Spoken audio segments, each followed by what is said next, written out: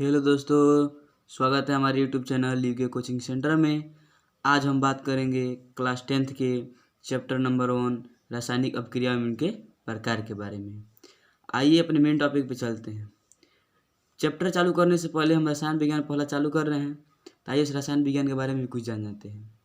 सबसे पहले जानते हैं रसायन विज्ञान की उत्पत्ति किस शब्द से हुई। रसायन विज्ञान की उत्पत्ति मिस्र देश का पूरा नाम था कीमिया शब्द से हुआ है। केमिस्ट्री जो पढ़ा है केमिस्ट्री, वो मिस्र देश के पूरा नाम कीमिया से पढ़ा है और इसका खोज 17वीं शताब्दी के मध्य में हुआ था तथा इसके जनक लवेसियो को कहा जाता है। रसायन विज्ञान की आइए परिभाषा जान जाते हैं। रसायन विज्ञान की एक शाखा है जिसके अंतर्गत पदार्थों के संगठन, गुणों, उनकी संरचना तथा उनमें होने वाले परिवर्तन का अध्ययन किया जाता है। कहने का मतलब ये है विज्ञान की यह वह शाखा है जिसके अंदर पदार्थ का अध्ययन किया जाता है, उसके गुणों के बारे में जाना जाता है, उसकी संरचना किस प्रकार है उसके बारे में जाना जाता है। अब मान लीजिए रासायनिक अभिक्रिया होता है, उसमें क्या परिवर्तन आता है उसके बारे में हम रसायन विज्ञान के माध्यम से जानते हैं। आइए हम अपने पहले चैप्टर में चलते हैं। सबसे पहला मेरा टॉपिक है रिएक्शन। अभिक्रियाएँ क्या होती हैं? वे क्रियाएँ जिनमें पदार्थों के संगठन, गुणों तथा संरचना में परिवर्तन होता है वे अभिक्रिया कहलाती है। कहने मतलब वे क्रियाएँ जिसमें पदार्थों के संगठन, जो उसका संगठन होता है किस प्रकार से बना है, गुण तथा उसका संरचना में जो परिवर्तन होता है वही क्या होते हैं? अभिक्रिया होता है।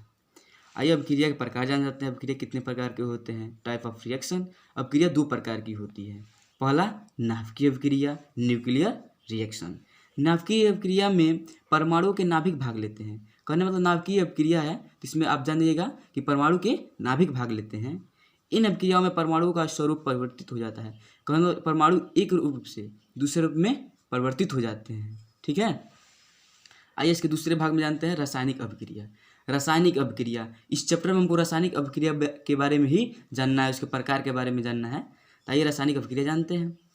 रासायनिक अभिक्रिया परमाणु के बाह्यतम इलेक्ट्रॉन भाग लेते हैं। कहने मतलब जो भी इसमें परमाणु जो होते हैं अभिक्रिया में, उसके बाह्यतम इलेक्ट्रॉन जो सबसे बाहरी कक्षा में उपस्थित इलेक्ट्रॉन होते हैं वही भाग लेते हैं। इनका निजी स्वरूप नष्ट नहीं होता। कहने मतलब जो इनका स्वरूप रहता है स्वरूप वही रहता है, ये नष्ट नहीं होते हैं। आइए मतलब हम कोई एक रिएक्शन के बारे में जान जाते हैं। रिएक्शन किस प्रकार से होता है? मान लीजिए जिंक ऑक्साइड है, जब ये सल्फ्यूरिक अम्ल से अभिक्रिया कर रहा है तो जिंक सल्फेट तथा जल का निर्माण कर रहा है। एक क्या हो गई? रासायनिक अभिक्रिया हो गया, एक अभिक्रिया है। देख लीजिए हमके सब इसी के बारे में हमको इस पाठ में जानना है। आइए हम चलते हैं रासायनिक अभिक्रिया क्यों होती है।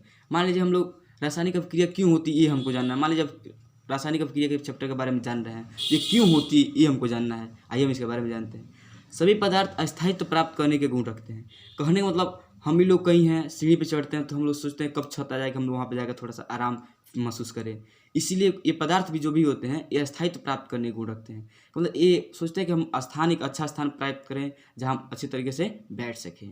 कहने मतलब ये है जब 2 या 2 से अधिक पदार्थ को ताप, दाब तथा अन्य कारकों के प्रभाव में एक दूसरे के संपर्क में लाया जाता है। आप जानते होंगे कोई रिएक्शन किया जाता है तो आ जाता है ताप की उपस्थिति में, दाब की उपस्थिति में आ जाता है ना, में प्रभाव में एक दूसरे के संपर्क में जब लाया जाता है तो अस्थायित्व प्राप्त करने हेतु अन्य पदार्थों के रूप में परिवर्तित हो जाते हैं। कहने मतलब जब ताप कोई भी चीज़ होता है, जब उसको जलाया जाता है या दाब मतलब उसको दाब दिया जाता है तो उसको क्या अपना अस्थायित्व प्राप्त करने गुण आ जाता है उसके अंदर, वो अस्थायित्व प्राप्त करने लगता है। जब अस्थायित्व प्राप्त करेगा तो जो वो अपने जो नेचर में था उसका नेचर क्या हो जाता है? चेंज हो जाता है, वो दूसरे में परिवर्तित हो जाता है।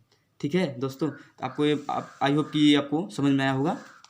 आइए हम उसके बाद अगला टॉपिक है मेरा रासायनिक समीकरण को संतुलित करना। रासायनिक समीकरण को संतुलित करना, ये देख लीजिए ईपी बोर्ड में बहुत ही महत्वपूर्ण है। ये 1-2 नंबर में क्वेश्चन आता ही आता है। देख लीजिए रासायनिक समीकरण को संतुलित करने का मतलब ये होता है कि हमारे इधर जितना इधर तत्व है वही इधर भी होना चाहिए।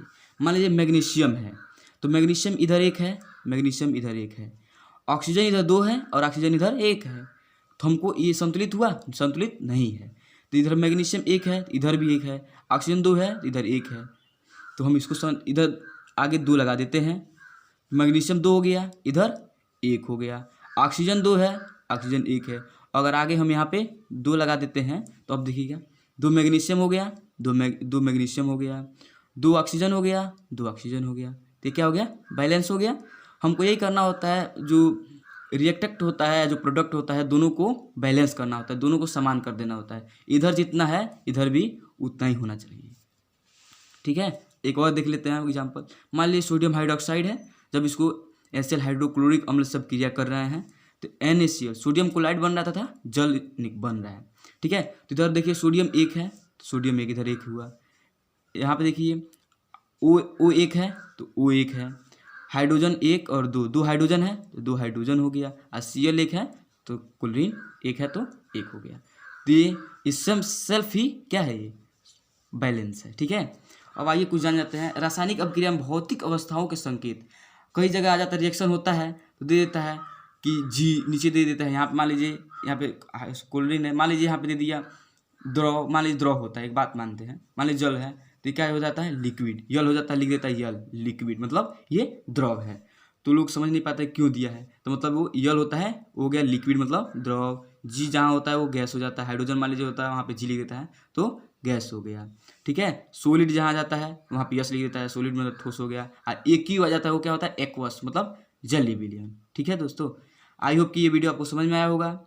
ये मेरा फर्स्ट भाग है, मतलब कक्षा 10 का केमिस्ट्री का। हम अगले वीडियो में इसके आगे के बारे में, रासायनिक अपक्रिया के प्रकार, उसके बारे में, उसके परिभाषा, हम सब बात करेंगे। अगर ये वीडियो आपको समझ में आया होगा इसको लाइक कीजिए, शेयर कीजिए, और हमारे चैनल पर पहली बार आए हैं तो हमारे चैनल को सब्सक्राइब कीजिए। धन्यवाद।